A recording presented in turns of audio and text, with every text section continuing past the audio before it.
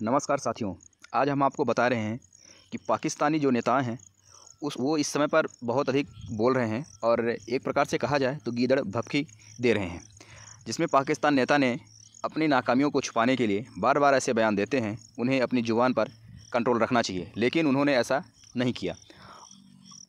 पाकिस्तान के army chief ने 10 अगस्त को एक रैली में उन्होंने कहा कि अगर भारत सिंधु नदी के पानी पर कोई बांध बनाता है तो पाकिस्तान उसे 10 मिसाइलों से उड़ा देगा। अब उनको ये नहीं पता है कि पाकिस्तान तो 10 मिसाइलों से उड़ा देगा, तो इसके बाद क्या पाकिस्तान रहेगा या नहीं रहेगा। ऐसे कहते हैं जैसे कि वो उनके घर का कोई छोटा सा जानवर हो, उसको मार के फेंक दो।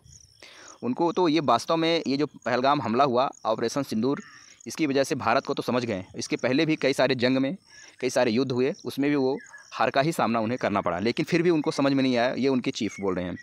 पूर्व विदेश मंत्री बिलावल भुट्टो ने उन्होंने भी कहा 11 अगस्त को कि पाकिस्तान की जनता ताकतवर है, वह भारत से जंग भी लड़ सकती है। और वो ऐसा बयान देते हैं जैसे भारत को अपनी मुट्ठी में उन्होंने कर रखा है। इसके बाद भारत के पाकिस्तान के प्रधानमंत्री भी जो हैं शहबाज शरीफ ने उन्होंने बयान दिया, दुश्मन ने अगर पानी रोका तो पाकिस्तान आपको ऐसा सबक सिखाएगा जिसे ज़िंदगी भर नहीं भूलेंगे। अरे भाई, तुम भी सुन लो कि भारत ऐसा सबक सिखाएगा, तुम नक्शे से ही मिट जाओगे। पाकिस्तान तो रहेगा ही नहीं, ये ध्यान दो। भारत को इतना हल्के में मत लो। आप ऑपरेशन सिंदूर में आपको समझ में आ गया होगा कि भारत क्या है। इसी पर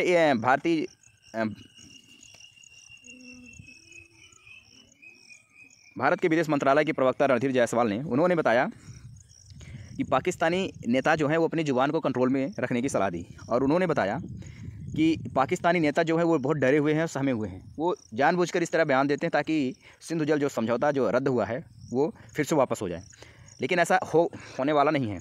जायसवाल ने कहा कि पाकिस्तानी नेता अपनी नाकामियों को छुपाने के लिए बार बार ऐसा बयान देते हैं। उन्हें अपनी जुबान पर कंट्रोल रखना चाहिए, क्योंकि अगर उन्होंने कोई गलत कदम उठाया तो उसका नतीजा बहुत बुरा होगा। अब बात क्या है, दरअसल सिंधु जल समझौते के निलंबन को लेकर पिछले 48 घंटों में 3 पाकिस्तानी नेताओं ने भारत के खिलाफ धमकी भरे बयान दिए। इनमें आर्मी चीफ आसिम मुनीर, प्रधानमंत्री शहबाज शरीफ और विदेश मंत्री बिलावल भुट्टो शामिल हैं। ये तीनों भारत को जंग की धमकी दे चुके हैं, जबकि उनको भारत की हकीकत पता है कि भारत क्या कर सकता है। जायसवाल ने बताया है पाकिस्तान को कि मध्यस्थता न्यायालय की वैधता पर कहा उन्होंने कि भारत मध्यस्थता न्यायालय की ना तो कानूनी मान्यता है, ना वैध है और ना ही इसे कोई अधिकार है कि वह इस तरह के फैसले दे सके। इसलिए इसके फैसले अधिकार क्षेत्र से बाहर हैं। ये भारत के जल उपयोग के अधिकारों पर कोई असर नहीं डालता है।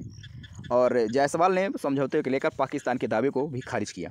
उन्होंने कहा कि जैसा कि 27 जून 2025 की प्रेस विज्ञप्ति में कहा गया था कि सिंधु जल संधि भारत सरकार के फैसले के कारण स्थगित है। ये कदम पाकिस्तान के पहलगाम हमले सहित सीमा पार आतंकवाद को लगातार बढ़ाने के जवाब में उठाया गया है। अब ये सिंधु जल समझौता 1960 भारत के पीएम नेहरू और पाकिस्तान के राष्ट्रपति अयूब खान के बीच ये दस्तखत हुए थे, जिसमें से सिंधु नदी का 80% पानी पाकिस्तान को मिलता था। तो पाकिस्तान आराम से उसकी ज़िंदगी वहाँ के लोग काटते थे, लेकिन पाकिस्तान इतना अहंकारी हो गया, वो इतना ऐसा हो गया कि वो भारत के आदमियों की जान को कुछ समझता ही नहीं था।